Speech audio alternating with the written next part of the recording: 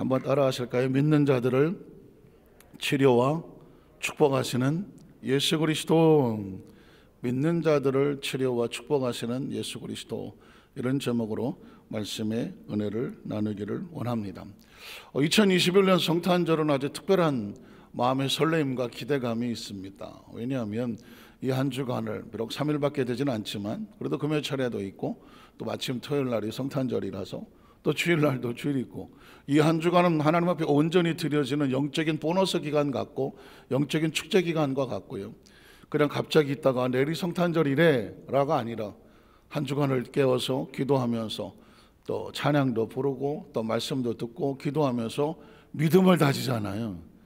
믿음은 어떻게 해서 나오죠? 들으면서 나오거든요. 뭘 듣나요? 말씀을 들음으로 믿음이 생긴단 말이죠. 말씀을 듣는 가운데 믿음이 생겨지고 믿음으로 크리스마스 성탄절을 준비하는 2021년 성탄절은 얼마나 설레이고 복된 주간입니까? 왜냐하면 예수님은 이 땅에 믿음의 왕으로 오셨잖아요. 하나님은 자기 백성이 하나님을 믿는 것을 그냥 내버려 두지 않는다. 의롭게 여겨주신다. 의, 아담과 하와 타락 이후에 잃어버렸던 의, 이 의를, 의의 옷을, 이 거룩한 세마포의 옷을 하나님께서 하나님을 믿는 자에게 의롭게 입혀주시는 것이고, 예수 그리스도는 그를 믿는 자마다 멸망하지 않고 영원한 생명에 초청하기 위해서 무슨 자격을 주십니까? 영접하는 자, 곧 그를 믿는 자들에게 하나님의 자녀가 되는 권세를 주잖아요. 권세는 하나님의 나라를 유업으로 받았습니다. 하나님의 기업이 되고 하나님이 통치하고 다스려서 우리를 통해서 하나님의 뜻을 펼칠 수 있다는 것이죠. 그래서 예수님이 이 땅에 오셔서 사역하시면서 두루 다니시면서 뭘 하셨을까? 믿음 있는 자를 찾으러 다녔죠. 예수를 만나서 믿음이 확인되는 사람들을 찾으러 다녔습니다. 믿음이 연약한 자들을 꾸중하고 책망하기도 하셨지만 가만히 생각해 보니까 믿음이 적다고 해서 그 사람을 아예 지워버리지는 않으셨더라고요. 풍랑에서 제자들이 막 호들갑을 떨고 주여 살려주십시오. 예수님께서 믿음이 적은 자들아 책망은 하셨으나 배를 뒤집지는 않았습니다. 풍랑과 바다를 잠잠케 하시며 그들의 믿음이 자라기를 기다려주셨던 거죠. 한번 따라 하실까요? 우리는 하나님 안에서 믿음이 성장되어야 될 사명자들이다. 그러니까 우리의 믿음은 계속 자라야 되는 것이죠. 그래서 그 믿음의 현장을 보면서 성장해 가는 것이죠. 여러분 어떠십니까? 뭘 할 수 있으면 좀 내 자식을 좀 어떻게 해 주십시오 라고 말할 때 예수님께서 사실은 꾸중하신 거잖아요. 할 수 있거든이 무슨 말이냐? 믿는 자에게 능치 못함이 없느니라. 너 믿음 없어서 나 그냥 갈란다 하시던가요? 꾸중도 하고 책망한 것좀 버리지만 그 아이를 내게로 데려오라 하고 하잖아요. 그리고 그를 고쳐주시지 않습니까? 제자들이 낯이 뜨거워서 주님 우리는 왜 안 됩니까? 그랬더니 기도 외에 이런 여가 나갈 수 없느니라. 기도와 말씀 외가 있는데 말씀이 있는데도 없는지만 기도와 말씀 외에 이런 여가 나가지 않는다. 기도도 약속이고 말씀도 약속이니 귀신은 뭘 보고 나가느냐? 그리스도인들의 마음속에 있는 약속을 보고 나가는 것이다. 귀신이 귀신같이 하는 것은 뭐냐면 저 사람의 마음속에 자기가 하나님의 약속받은 존재라는 사실을 알고 있나? 믿고 있나? 확신하고 있나? 확신하면 내가 도망을 갔지만 그 권세를 가지고 확신을 할 줄 몰라? 약속 있는 존재조차도 몰라? 그럼 어떻게 될까요?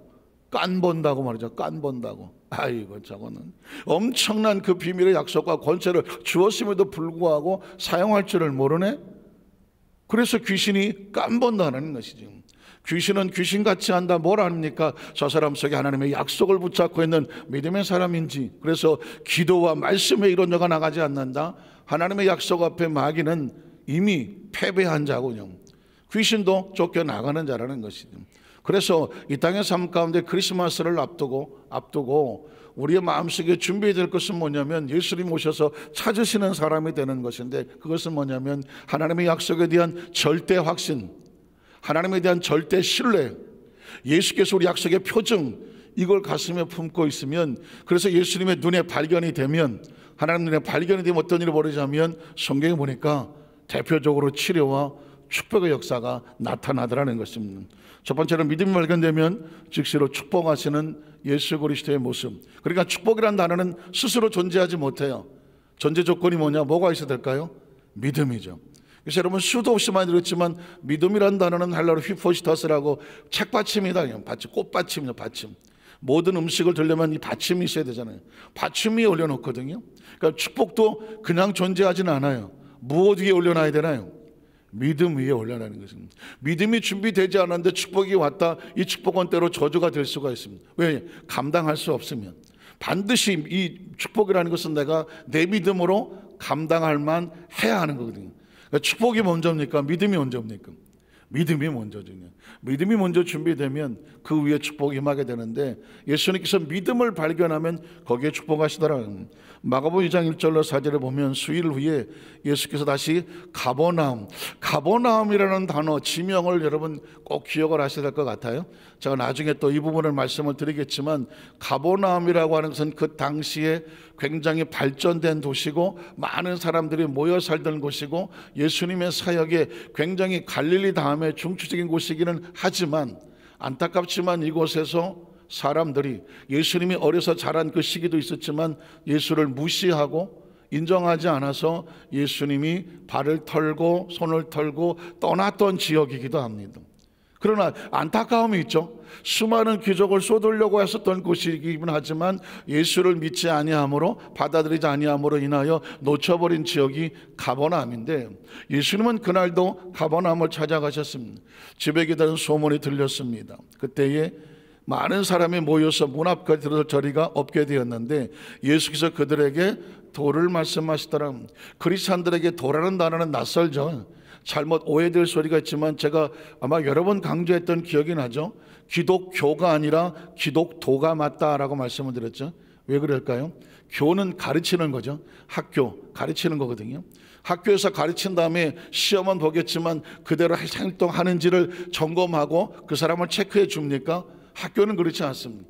요즘 학교들은 더더욱 그냥 뭐 입시라든가 시험이라든가 취직이라든가 그런 쪽에 어떤 가르치는 기관으로 소위 전락해 버렸지만 스승도 없고 제자도 없고 선생만 있고 학생만 있는 상황이겠지만 그나마 선생도 정말 위신이 땅에 떨어져서 정말 사명을 가지고 해야 되나 하는 가슴 아픈 교육의 부재가 있지만 기독교는 교가 아니라 기독도여야 된다.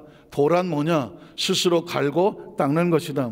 말씀을 듣고 무장을 했으면 머리로 아는 것이 아니라 삶 속에 끊임없이 생활화되어야 되는 걸 뭐라고 말한다?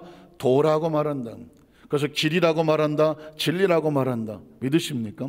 사실은 길과 진리란 결국 한마디로 약속이라는 것입니다. 약속. 길이 뭔가요? 가는 약속이거든요. 진리가 뭔가요? 하나님의 절대 약속이 변할 수 없으니까 진리라고 말하는 것이죠. 왜 생명이라고 말하나요? 그 약속의 구원이 있기 때문에 생명이라고 말합니다. 그래서 내가 길이요 진리요 생명이다 추상적인 단어가 아닙니다. 그 속에 하나님께 나아갈 수 있는 길이 있고 약속이 있고 생명이 있다. 그래서 그것을 도라고 말하는 것이죠.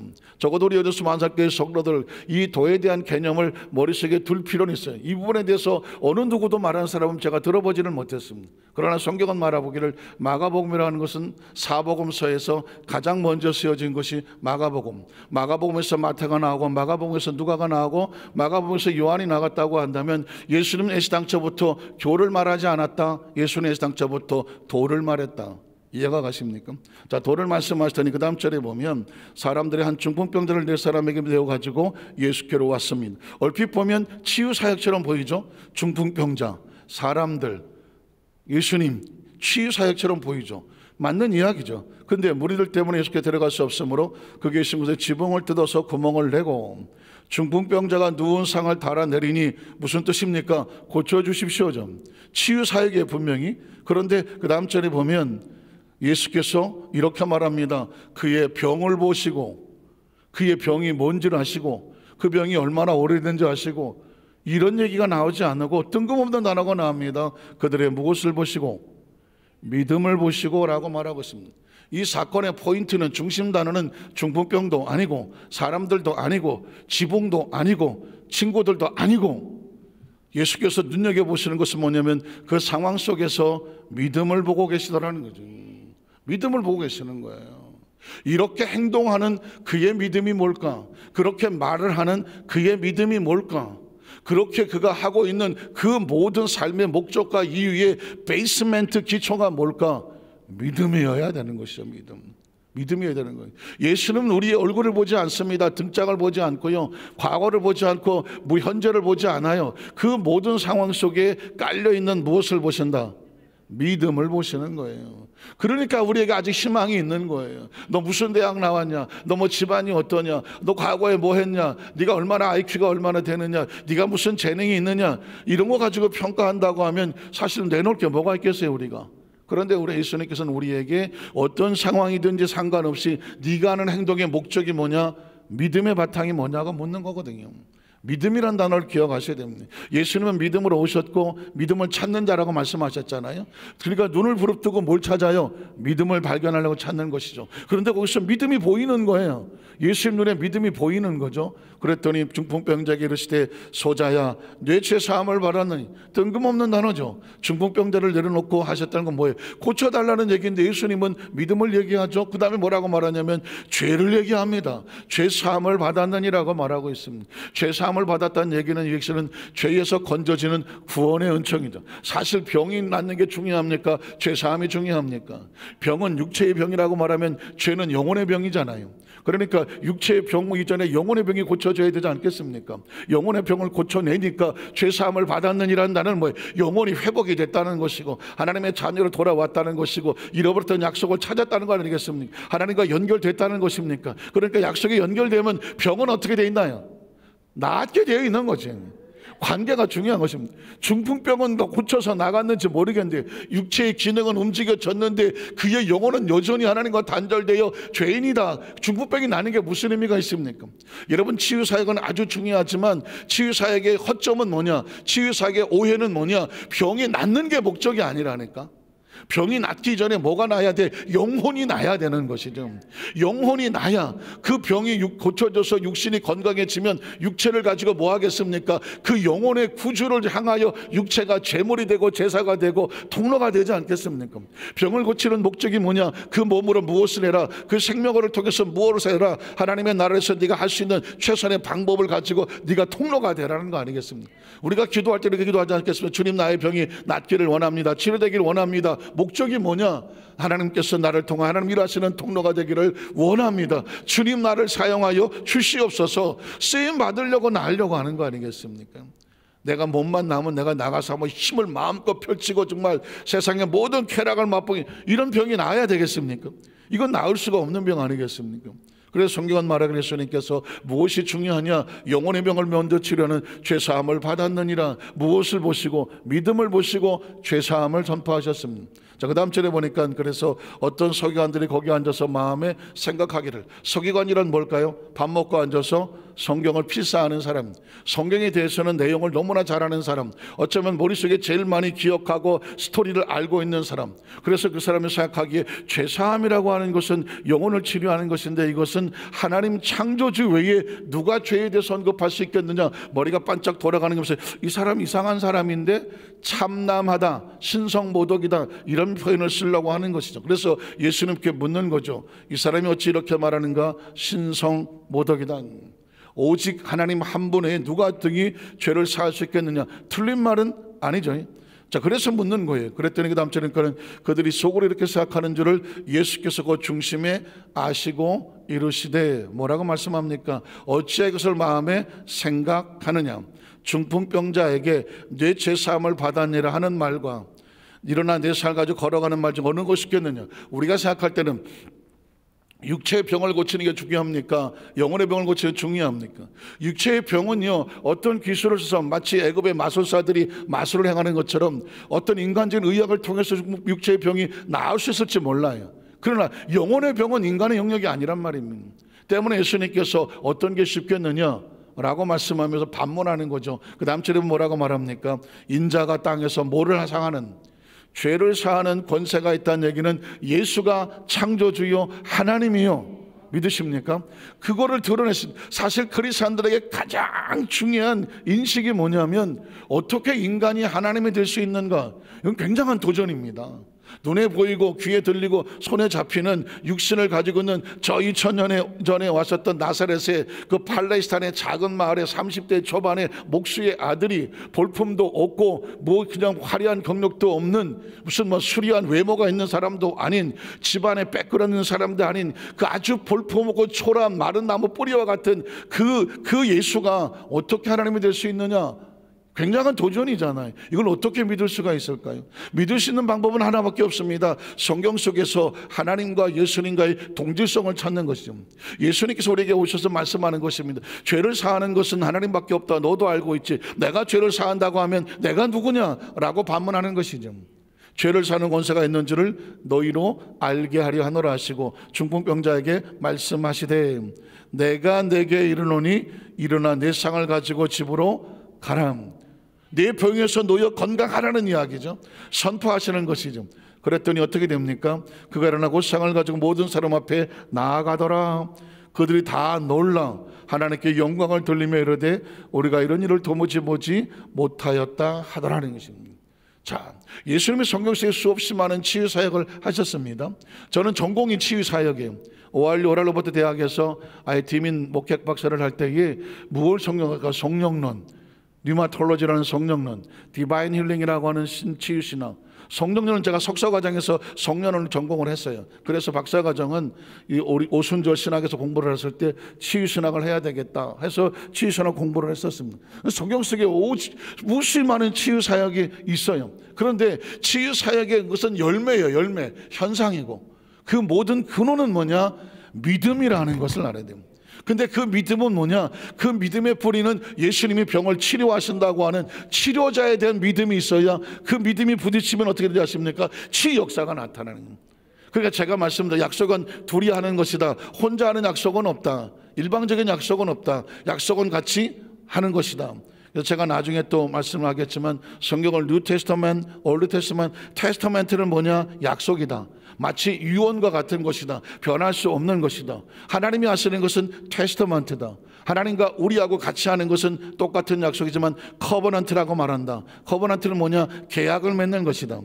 똑같은 약속인데 존재된 약속과 그 다음에 계약을 맺는 약속이 있습니다. 하나님은 우리에게 테스타멘트, 구약성경, 신약성경 약속을 하시고 언약을 하시고 우리는 그 약속을 믿습니다라고 할 땐 커버넌트라고 말한다. 계약을 맺는다. 하나님과 우리 사이는 어떤 존재다? 약속으로 계약을 맺은 존재라는 것이죠. 그게 크리스찬인 거고요. 성경을 왜 읽느냐? 성경은 하나님의 테스타먼트, 약속이에요.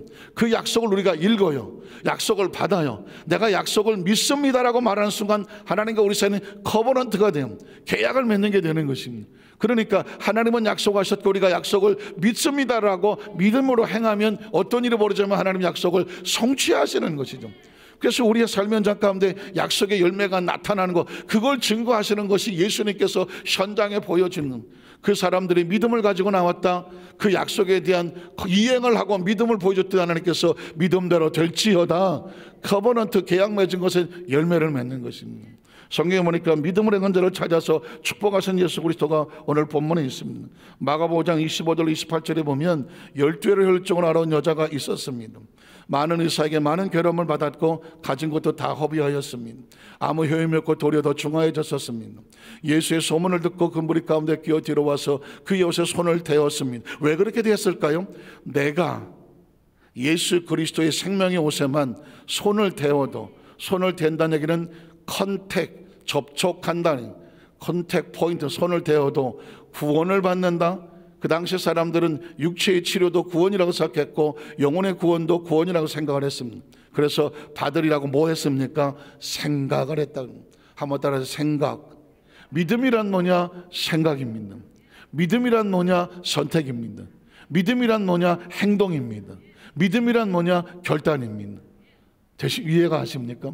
믿음이란 단어가 추상적으로 보이기 때문에 구체적으로 가지를 짜려면 믿음은 생각하는 것이다. 하나님을 약속에 생각하는 것이다. 믿음은 뭐냐? 결단하는 것이다. 하나님의 생각을 선택하기로 결단하는 것이다. 믿음은 뭐냐? 선택하고 행동하는 것이다. 믿으십니까?